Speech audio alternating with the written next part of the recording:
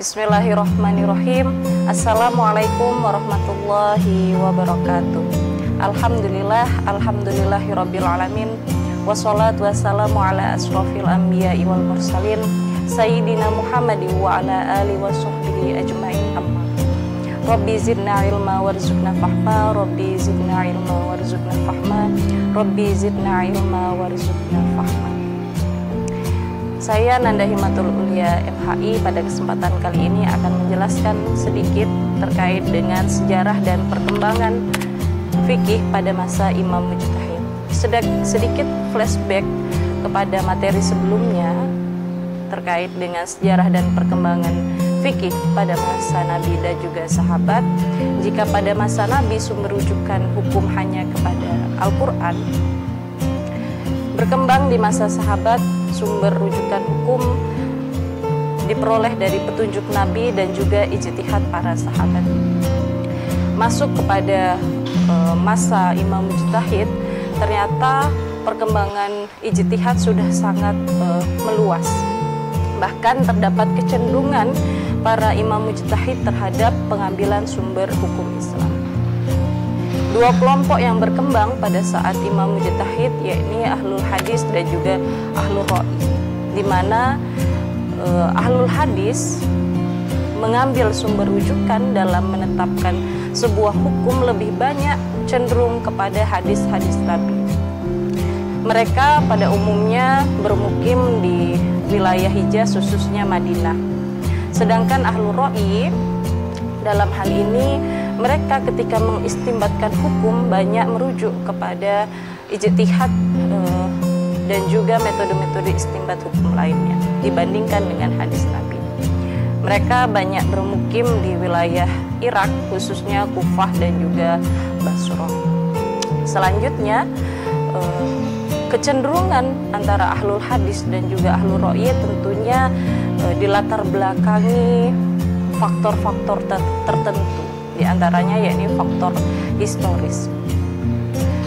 Dari faktor historis bisa kita lihat bahwa Ahlul Hadis tentu mereka banyak sekali mengetahui, mendengar baik dari aspek perbuatan, ucapan dan juga ketetapan Nabi, karena mereka bermukim bersama dengan Nabi. Lain halnya dengan kelompok Ahlul Ra'i, di mana mereka dari aspek geografis tentu sangat jauh dari Madinah dan juga Mekah, sehingga dalam menetapkan hukumnya lebih banyak menggunakan ijtihad dibandingkan hadis, karena hadis-hadis Nabi tentu tidak secara langsung bisa sampai di Kufah dalam waktu yang cepat. Selain itu, ternyata dari aspek sosial dan juga muamalah yang terjadi di Irak, khususnya Kufah dan Basrah, pada kelompok Ahlul Ra'i sudah begitu kompleks sehingga menuntut para mujtahid untuk berijtihad atau menggunakan akal mereka dalam menetapkan sebuah hukum. Dari dua kelompok ini kemudian lahirlah madrasah yang melahirkan juga ulama-ulama besar. Dari kelompok Ahlul Hadis misalnya melahirkan madrasah Madinah dan juga madrasah Mekah. Salah satu ulama yang sangat terkenal dari kelompok ini yakni Malik bin Anas, atau yang kemudian kita kenal dengan madhab Maliki sampai hari ini. Kemudian dari kelompok Ahlul Ra'i melahirkan madrasah Kufah dan juga madrasah Basrah. Dari kelompok ini melahirkan ulama yang juga masyhur, yakni Abu Hanifah yang saat ini kita kenal dengan madhab Hanafiyah. Kemudian di pertengahan abad kedua muncul seorang mujtahid besar yang ternyata juga pernah menggali ilmunya di madrasah Ahlul Hadis dan juga madrasah Ahlul Ra'i. Beliau adalah Imam Abu Abdillah Muhammad ibnu Idris As-Syafi'i. Beliau dalam menetapkan hukumnya juga menggunakan hadis sebagai sumber rujukan, tetapi tidak seluas yang dilakukan oleh ahlul hadis.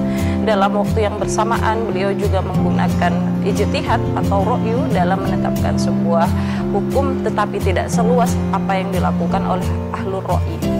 Beliau lebih mengambil sikap kompromi, sikap tengah, sikap moderat antara ahlul hadis dan juga ahlul ra'yi, sehingga dalam menetapkan hukumnya beliau mengambil sikap yang kompromi antara kedua kelompok tersebut. Kemudian metode Imam Syafi'i ini berkembang pesat di Irak dan juga Mesir, yang kemudian kita kenal sampai saat ini, yakni madhab Syafi'iyah yang juga banyak berkembang di Indonesia. Pengikut terkemuka Imam Syafi'i yang kemudian kita kenal dan juga banyak mewarnai pendapat beliau adalah madhab Hanabilah atau Imam Ahmad bin Hanbal.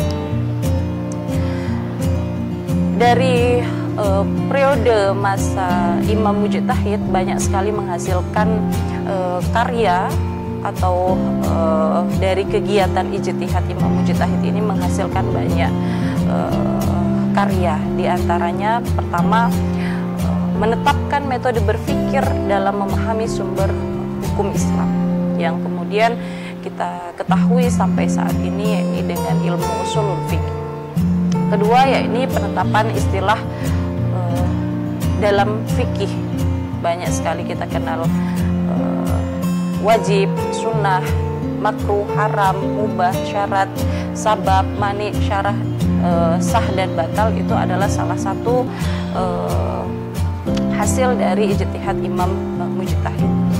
Ketiga, yakni penyusunan kitab fikih itu sudah dilakukan secara sistematis, tersusun berdasarkan bab, pasal, subbagian tertentu yang bisa dinikmati atau bisa kita baca secara mudah sampai saat ini.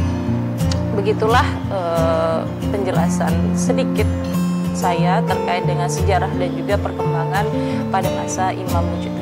Kurang lebihnya saya mohon maaf. Saya akhiri.